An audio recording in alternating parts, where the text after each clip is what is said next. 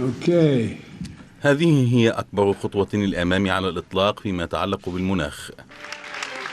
بهذه الكلمات خط الرئيس الأمريكي جو بايدن موافقته على مشروع قانون الضريبة والتغيير المناخي البالغة قيمته 437 مليار دولار. قانون اعتبره المختصون فتحا كبيرا لمحاربة الاحتباس الحراري والتغيرات المناخية وتجديد مصادر الطاقة. مشروع القانون الذي وقع عليه الرئيس بايدن هو أكبر مشروع عرفته خلال سنوات تغطية للمناخ أعدته دولة واحدة. هذا حدث ضخم لا سيما بالنسبة للولايات المتحدة.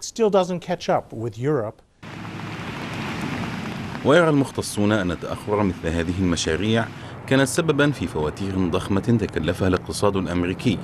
ما بين الأعاصير والحرائق والفيضانات كلفت البلاد نحو 300 مليار دولار خلال السنوات الماضية.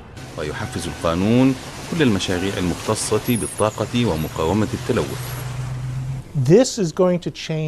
المشروع سيغير إمدادات الوقود في الولايات المتحدة، لكن طبعا يحتاج إلى الوقت ليصبح مناخنا أنظف وأقل تلوثا. ستكون هناك مصادر أكبر للطاقة المتجددة بسبب الإعانات والإعفاءات الضريبية.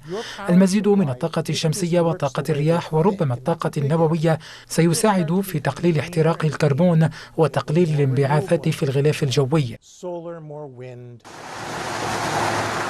ويعتقد الخبراء أن المشروع سيساعد في تقليص انبعاثات الكربون في الولايات المتحدة بنحو 50% بحلول عام 2030، وانبعاثات إنتاج الكهرباء بما يصل إلى 80%، ما يعتبر بداية جيدة وخطوة تحفز أكبر الدول المسببة لانبعاثات الكربون مثل الهند والصين على بذل جهد أكبر لزيادة الاعتماد على الطاقة المتجددة. حسان محمد، TRT عربي.